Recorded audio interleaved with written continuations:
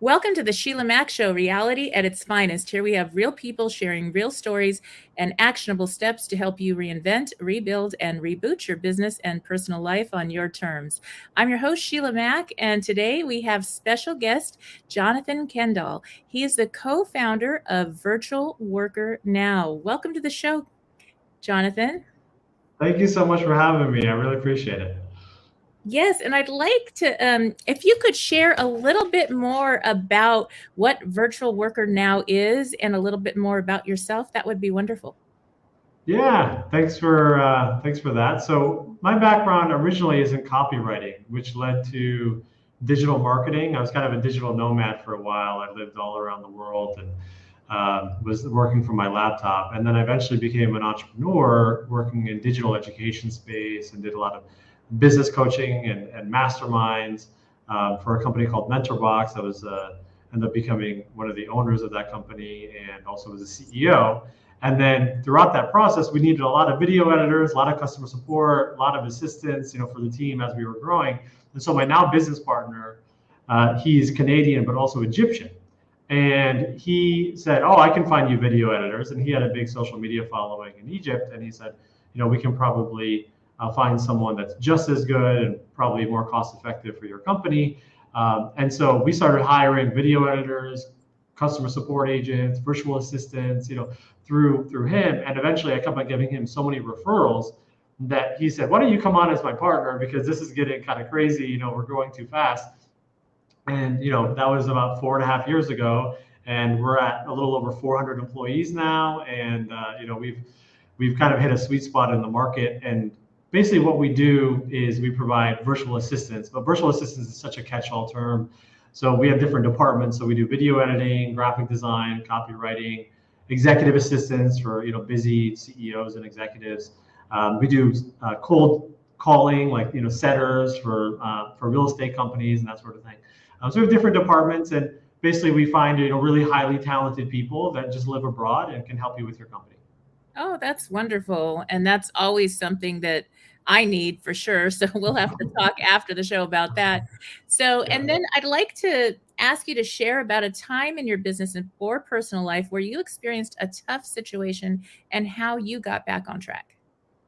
Yeah. So I had a couple big things happen all at the same time about a year and a half ago. It was really interesting. So I was actually working for the parent company of MentorBox, and we raised a bunch of money and we bought a bunch of companies, and I added that skill set, which was incredible. The one company that I was a part of ended up becoming just one of 10 companies that the parent company owned. And it was a great opportunity because I learned how to raise a lot of money and manage an even bigger team and be a more of an executive role. But in the negotiation process of my contract, for the next year, that's what really sparked me to become my own entrepreneur, not just a partner in the business, because we couldn't come to an agreement. And I said, "Okay, I think I'm worth this." And they said, "Not so much." And I said, "Okay, well, I'm going to do it on my own." And so I really went, just jumped off the cliff. And I said, "Okay, so I have these two businesses, one that raises money and one virtual worker now." And we had with Virtual Worker Now this one client that was at the time like 70% of our business. So they had over 100 people with us. So we basically were their entire company. We were like, they had executives and us, and we were their main payroll. And then for my other company, things were going well, but then the economy crashed and it was very difficult to raise money all of a sudden. There was not all this frothy money in the market. And at the same time, I had I'll keep it private, but a problem with the business partner, something happened with there. And so I shut down one of them, and simultaneously that company that had 100 people with us went out of business because they had a really bad, it was an e-commerce basically conglomerate, and they had a really bad Christmas season. And one bad Christmas season, and they forecasted they need to raise some money to kind of keep going, and they couldn't go. So I shut down the one company, and then the other company that was like, going to be my saving grace, lost 100 of our staff, like 70% of our staff, like in one fell swoop. And so it was very, very difficult. And I I made a change in my mindset. It's so Mm, funny that this always happens, right? It's like your mindset is the first thing that changes. And I had this idea that I was going to scale these companies and sell them, right? mhm. And maybe I still will do that, but I shifted to this idea of an infinite game, right? Like the goal, Alex Hormozy says, the goal of business is to stay in business.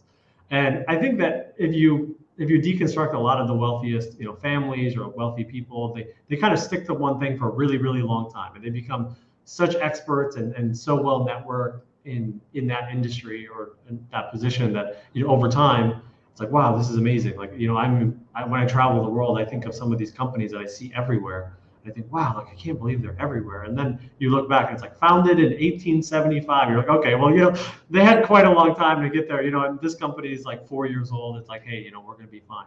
And so I switched my mindset to infinite game. And we started saying yes to basically everything, which was, we kind of needed revenue right away. And so we said, hey, what other products can we offer? What other services can we offer?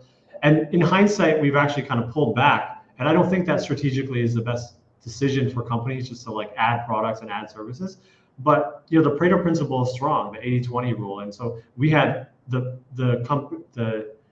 clients that we had, they were willing to expand with us if we could offer different things. And we said, hey, we'll just expand with them. And I'm really proud of this. We were able to keep 70 of the 100 people because we didn't have to fire them. We found them other clients within the first couple months, Nice. and we kept them on payroll Mm, until we found someone. So we didn't even have revenue for them, but we just kept them on payroll because we were dedicated to them. And so it was quite a journey. But I guess a summary of is okay.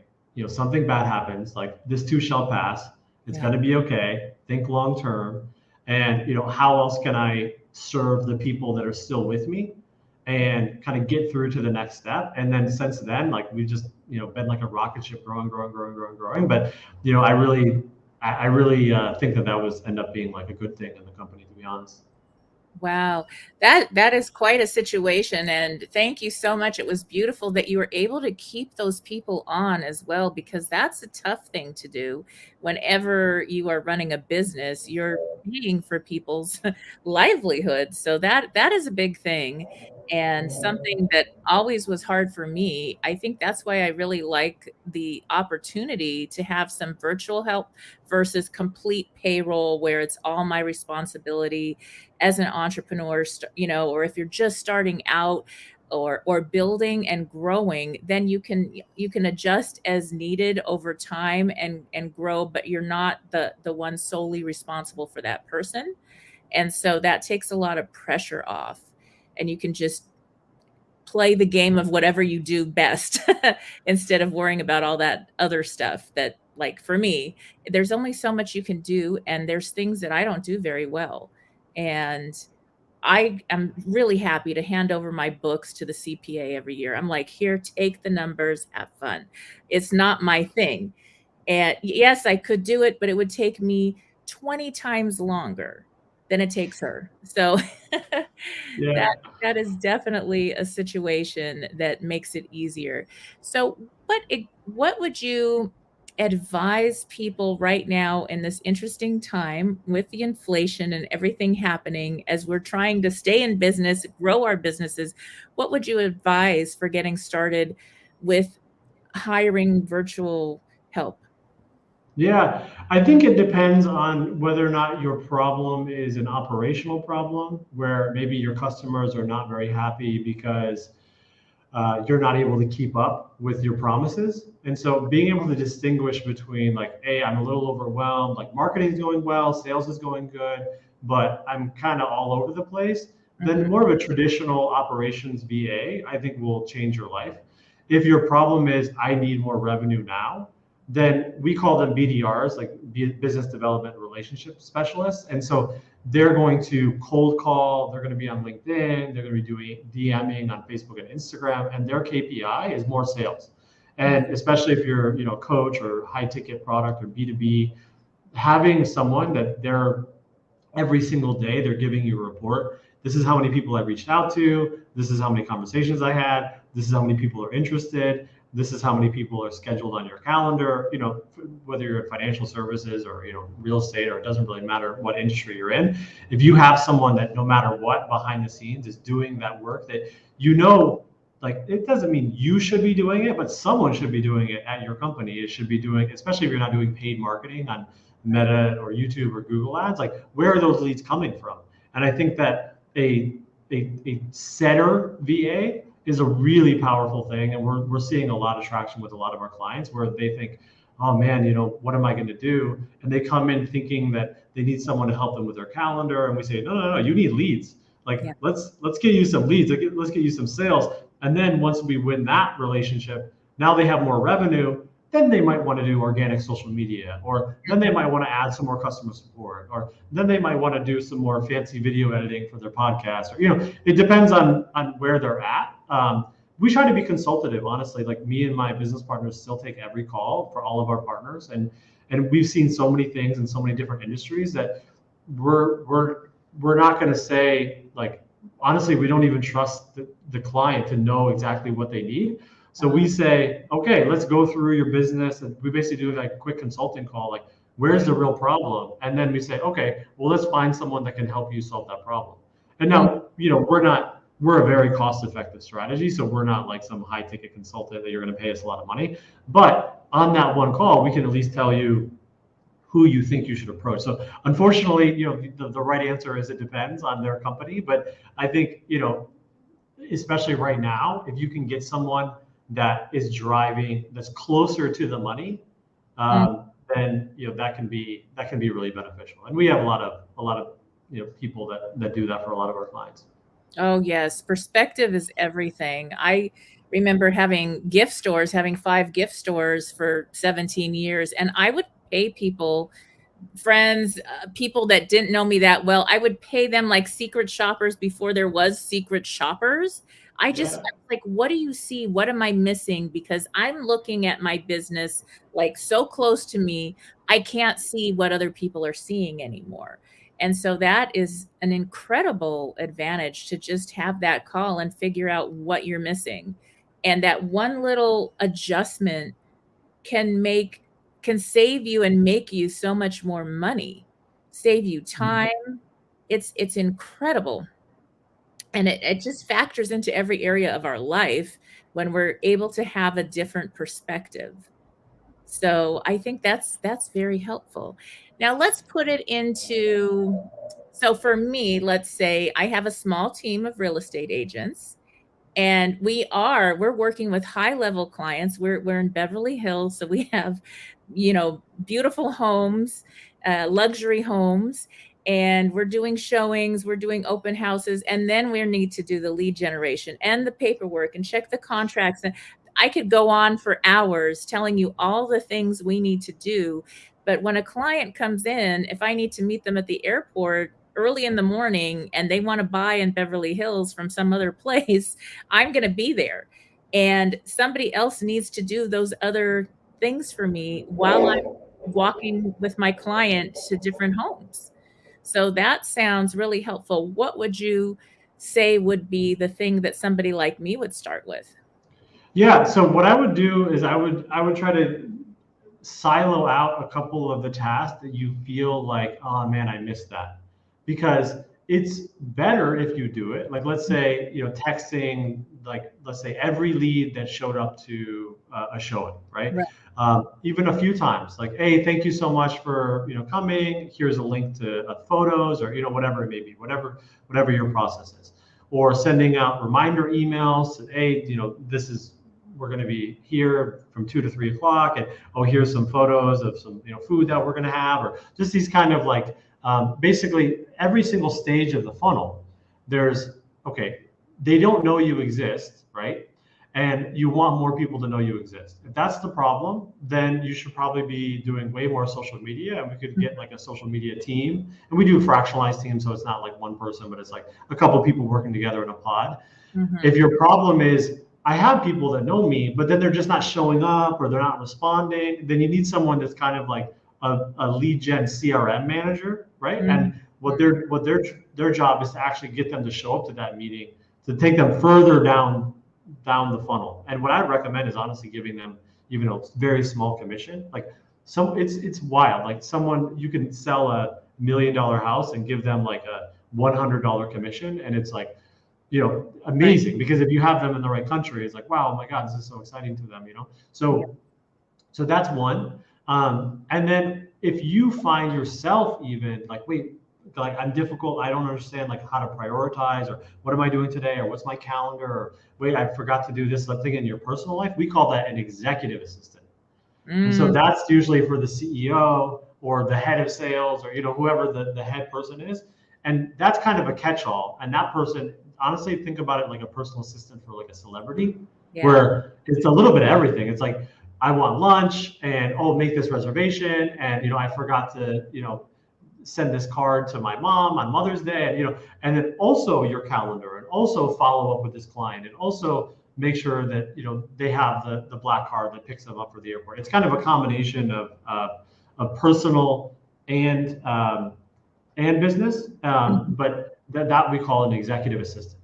Now, Beverly Hills might be honestly a little bit different than like someone in the Midwest that's doing like motivated selling, flipping, Right. right? In that case, like if you're in that type of real estate, then you probably want a cold caller, where you're Mhm. getting a list of people that are late on their payments, and you call all of them and say, hey, are you thinking about buying your house? And that would be someone that's more of like a salesperson. So it unfortunately, again, the answer is like, it depends on which one of those three felt like it was the real pain point. Like, is it, oh man, I Mhm. just need more leads to know who I exist? Then it's probably Mhm. social media.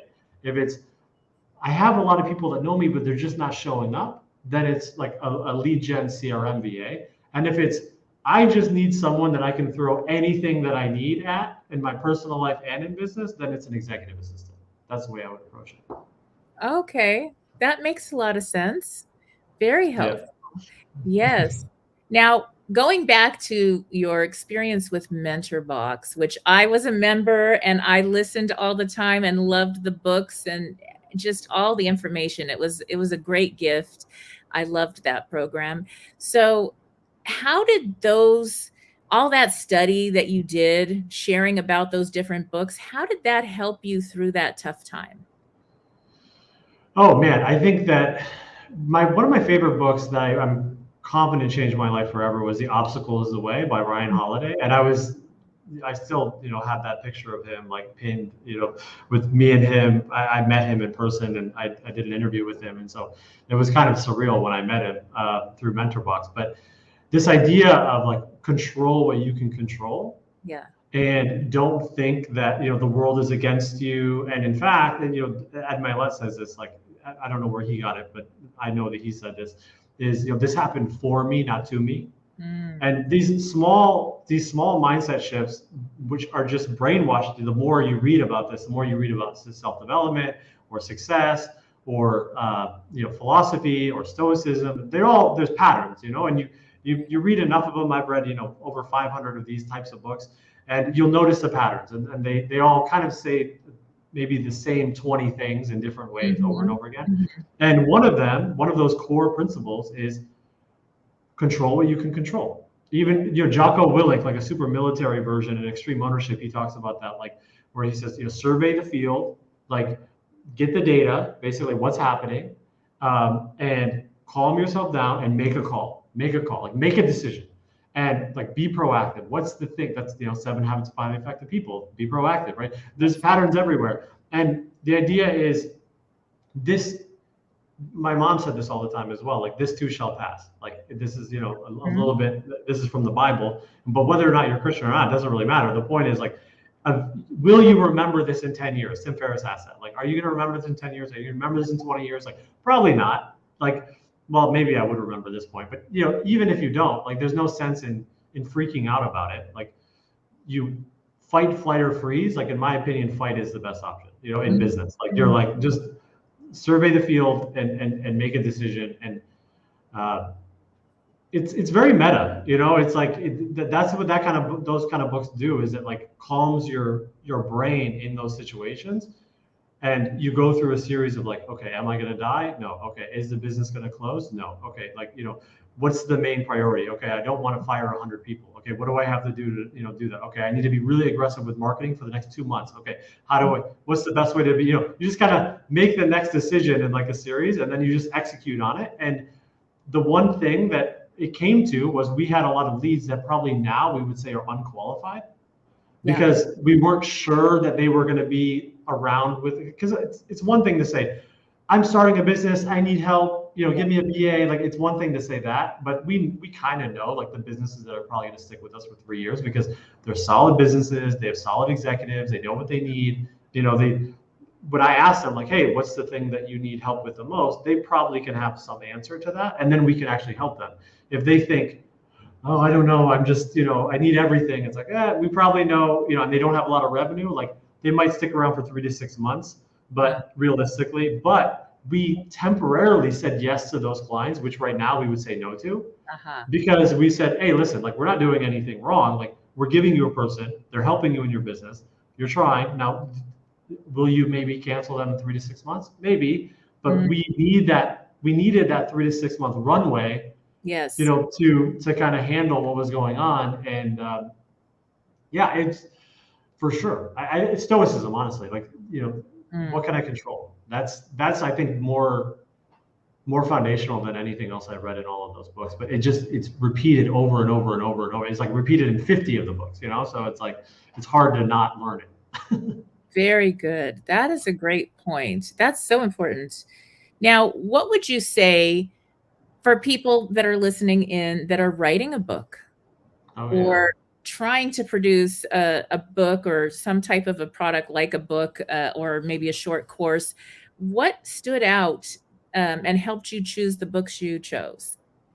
Yeah. So I have very strong opinions about how to write a book. So let me walk you through kind of because, okay. So the first thing is that it has to say something either unique or in a unique way, or in a unique way for that audience, right? So maybe, the book about sales calls, like, okay, there's a lot of books about sales calls, but maybe your thing is about how you should do social selling instead of hard selling, like the opposite of what Grant Cardone says, right? And you say, okay, well, that's kind of an interesting idea. And they say, well, we're doing social selling for like moms that are real estate agents. Like, okay, now you're really the only one. And now this doesn't mean that you can't write a book on philosophy or some big idea, but you better have a big idea to be able to compete at the the Nobel Prize level kind of or you better be such a good writer like Mark Manson, like The Subtle Art of Not Giving a Fuck. Like, that's not an interesting idea. He just is a world-class writer, and he has such a unique voice that it didn't really matter what topic it was about. Like, it was going to be good because he's such a good writer. And so either you're a world-class writer or you have a unique big idea that matters to a specific audience. So start there. It's like, in one sentence, what's the thesis of this, right? Like, what am I actually saying? And then from there, you say, okay, like, why does this matter? Okay, that's usually like the introduction. It's like, why, it's almost like a sales letter to like get them to actually buy, to continue reading. The introduction is always like a sales letter. No, this is why you should continue reading. And then I like to divide it into like basically 3 parts. And the first chapter is always like the entire book, but in one chapter. That's the way I like it. Nice. Because a lot of people are only going to read the first chapter, but if they read the first chapter and it's so packed with like the whole idea, is they're still gonna be happy, and they're gonna talk about the book, and they're gonna get a lot of value from it. And then the first part, you're basically arguing for the concept. Okay, so the big idea that you introduced in chapter 1 for the first part, you're basically just like if you're a debate or like giving like an academic paper, but you do it through storytelling. So chapter 2, 3, 4, 5, it's a nuanced argument for why what you said in chapter 1 is correct, and you come at it from slightly different angles, and you tell stories always in the beginning. So you always start with a story in the beginning of the chapter, in my opinion, whether it's personal story or something from history or whatever, just kind of tell the story, and then you give the punchline of the story, which proves this is the lesson. And then at the end of it, you give a takeaway. And so now that you understand the lesson, this is what you should do. These are the actionable steps, right? So Yes. every single chapter should kind of end that way. Then the second version is I like to basically give like a more advanced version of it. Mm-hmm. And then at the end of the book, I try to get really tactical. Yeah. And so you'll notice this with a lot of health books. This is Mm-hmm. honestly the best way to think about it. The best way to deconstruct a book is go to like the top 10 like health books, because that's hard to write in a way that isn't boring. Right. And so, because it's like scientific studies and, all kinds of, weird chemistry. So you'll notice that they won't give you the actual actionable, like do this, do this, do this, do Mm-hmm. this, until like the very, very, very end of the book. Uh-huh. And the reason why they do that partially is so that you'll read to the end. But more importantly, is that they're basically arguing up to the end, because the recipe is probably 1 page long. Like, Yes. the recipe of the obstacle is the way is like 1 page long. It's like, okay, so things are going to happen to you. Some are going to be good. Some are going to be bad. Don't get too high. Don't get too low. And then whenever bad things happen, whatever you learn is probably going to be the best thing that ever happened to you. So don't be afraid of failure. Like, there you go. There's the book.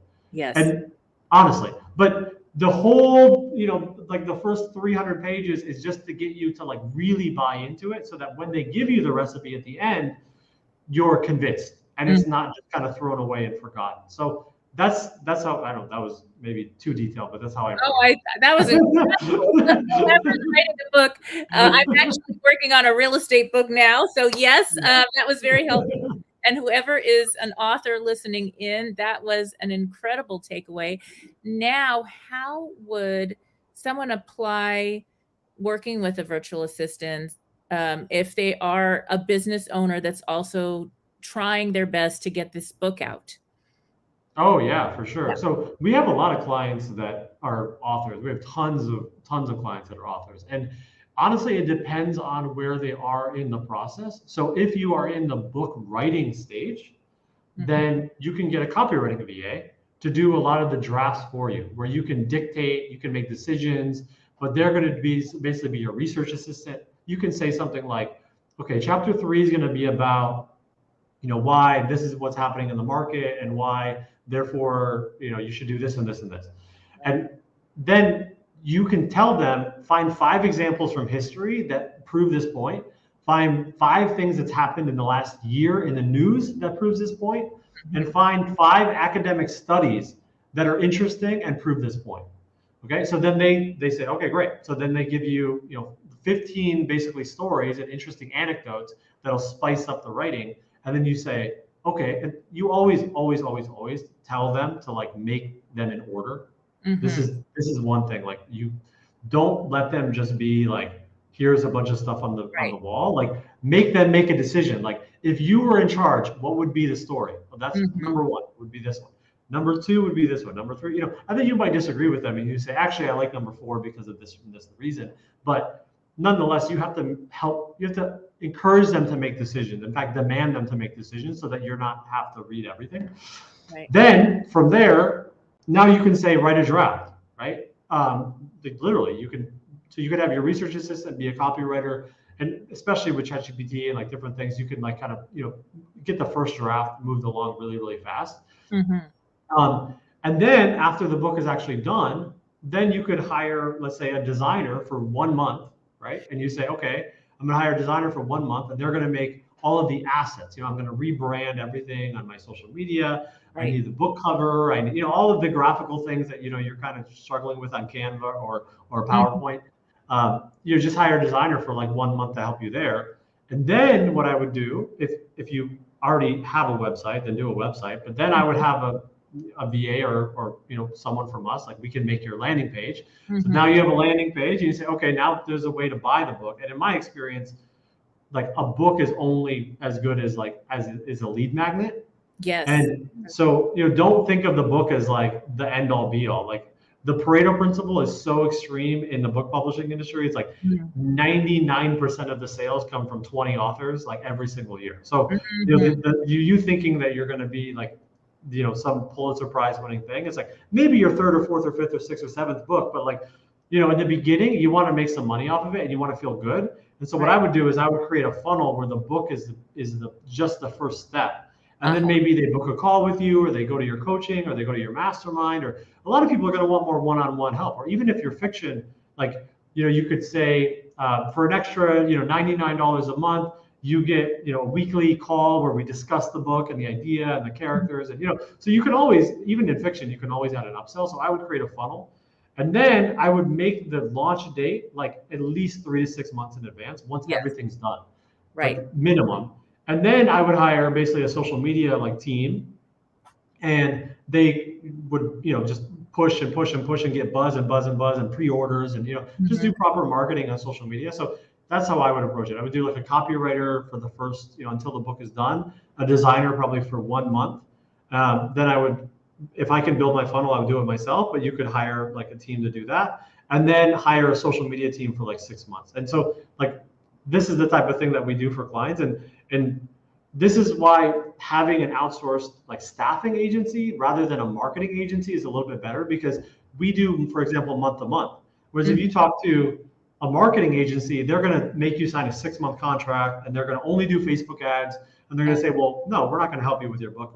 Whereas if you have a staffing agency that has a copywriting department and a social media department and a web development department, and like if you have all these different departments, then under one roof, you can kind of get everything you need and not have to pay for anything that you don't.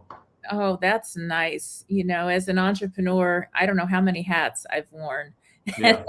And you have to, but sometimes it's just so much easier to hire when you can. And something like what you're offering, then you don't have to, you're going to need something this month in one of those millions of areas that you just mentioned. Yeah, It's exactly. for sure. So that's really wonderful. That frees up a lot of time, and then you can get things done faster. So very helpful. That's wonderful. Now, how do people get started with something like this? Like, I always think if I hire a VA, I'm going to have to tell them what to do. So I have to figure out what to tell them what to do.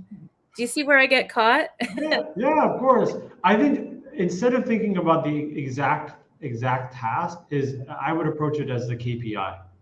So, listing out like what are the things that I would like to have done without me having to think about it.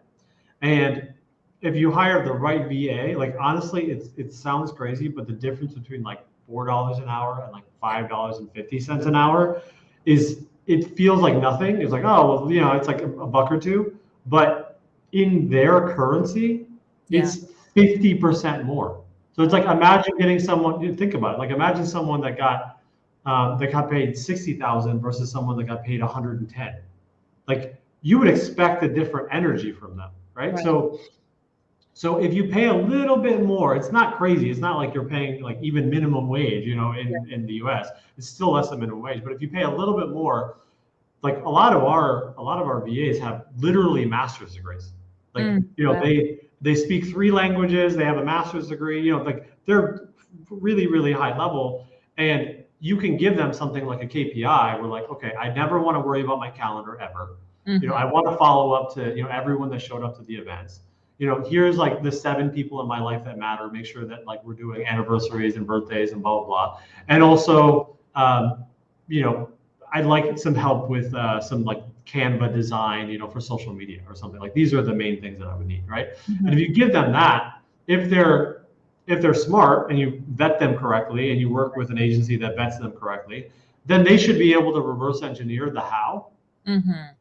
right? And now that really is what you're looking for. You're looking for someone that can, now if it's like a hyper particular weird thing where you're like, okay, I need you to do this in Asana, CRM, and I need you to Yeah. connect it with, it's like, okay, well, you either got to teach them that, or you got to be okay with them like watching tutorials and learning it for a week. And like, you Mhm. can't expect someone to know everything, obviously. It's just like an Right. employee in house. But that's what I recommend. It's like, don't think about it in terms of tasks. Think about it in things of like things that I don't want to worry about anymore, Mhm. and Right. then give them the freedom to figure out the how. And if you hire someone from Upwork or like just some random agency in the Philippines or something, I've done this, by the way. Like I've spent hundreds of thousands of dollars in Upwork, Yeah. like personally. So this is part of the reasons why I built this company, is like to solve my own problem. And one of the things that you find is that it's very transactional.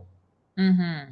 Whereas if you have a VA that's full time, that you're committing to them, for full time, Right. then you're building that culture and they're vested in your success, Mm-hmm. and they want you to win, and they become a part of what you're doing, and they get excited about things, and they say, okay, let me try this and let me try that and let me try this. And so as things evolve, I mean, honestly, anyone that has a resume that doesn't include doing something with AI, like Mm-hmm. nowadays, like everything can be using AI, but no one has a resume with AI because it's all 6 months old. Yeah. So back to first principles, like you really just need someone that's smart and ambitious, that likes learning, that's bought into your culture, because whatever they did 2 years ago is probably irrelevant nowadays anyways. So it's like, uh, so you just want, like Naval Ravikant says this. He says you should hire for integrity, number one, energy, which is basically like ambition, and he calls it intelligence, but just like someone that can learn quickly, so that they can stay on the cutting edge. So if you hire the right person, it's you don't have to worry about that. They'll keep busy. And then also, like for example, with us, this is another thing. We Mm-hmm. keep hourly score. Mm-hmm. So there's no hiding. There's no like, oh well, Sheila didn't tell me to do anything. It's like, no, no, no, you are working every. So we always, whenever we onboard clients, we always like have backup of backup of backup. It's like, okay, if they don't have that, what should they do? It's like, if they don't have that, what should they do? If they don't have that, and we Yeah. set that up, like we set that up on onboarding call. Like our managers will set that up on onboarding call because we've seen this before. We know visionary entrepreneurs that are got a million things going on, and they just literally don't reply for like 3 days. And it's like, okay, well, this is what I did for 3 days while you were gone, because you don't Exactly. want someone, whereas someone on Upwork is like, oh, I didn't do anything because you didn't tell me to do, because they're not bought into the success of your company. Right. Right. Yeah. Because you don't want to have to tell them so much that you're working, telling them what to do. Exactly. Which, that's the wrong employee or the wrong VA. And that can happen. So that's important. So a company like yours is really going to make that impossible. So you don't have to Yeah. worry about that situation. Yeah. That's great. That's wonderful. So now, where can people sign up if they're interested in learning more about what you're offering? Yeah, I really like how you put your number, and Oh, I'm like, thank man, the next time I do it, I'm gonna put my website on the, yeah. So it's just virtualworkernow.com. It's very on the nose. So that's like literally what we do. We provide virtual workers in all sorts of different fields, and we have a full-time recruit. Like we get about 200 applications a day. So we're vetting. We have a full HR department, full recruiting process. So you usually talk to me or one of my business partners. We're still heavily involved with our partnerships because the lifetime value of those relationships are so high, and because of that consultative aspect of the first call, like we want to make sure that we're providing we don't like say, oh, you should get this and this and this and this and sign up for a year-long contract in advance. Like we do the opposite of that. We're like, start with one person, nice. and it's a month to month. Like we just want to build this long relationship, and build positive relationships and testimonials and case studies and referrals, and that's our whole model. We don't do any paid marketing, so we've grown to where we are because people refer their friends, and we're really proud of that. Anyways, virtualworkernow.com. You can schedule a call. It'll be probably with me or one of my business partners, and yeah, we can just chat about what you're up to, and if it's a good fit. What we do is we'll do a quick job description of what we think would be good, and then we look at our database of all of the people that are already vetted through our system and have already had interviews. And we say, hey, we think that these 2 or 3 people would be great. And Mhm. it's full time. So we're going to send you their resumes. We're going to send you, we usually send you a voice note. Basically, they introduce themselves to you. They say, like, hi, I'm Jonathan. Sheila, would love to work with you. Would love to have a call. And so you can kind of just hear them introducing themselves.